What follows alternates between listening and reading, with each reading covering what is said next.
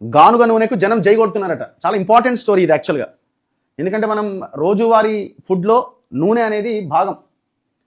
నూనె అనేది ఒక భాగం. ఇప్పుడు మనం వాడుతున్న నూనె ఏంటి అంటే కల్తీ నూనె. ఇప్పుడు మనం ఫ్రీడమ్లు, గోల్డ్ డ్రాప్లు, ఇవన్నీ ఆయిల్ 150 రూపాయలకు ప్యాకెట్. పల్లి నూనె ఉందనుకోండి 150 రూపాయలకు ప్యాకెట్. ఇప్పుడు సన్ఫ్లవర్ ఆయిల్ ఉందనుకోండి, సన్ఫ్లవర్ కిలో ఎంత ఉన్నాయి? ఏ గింజలైనా 400 అవుతుంది.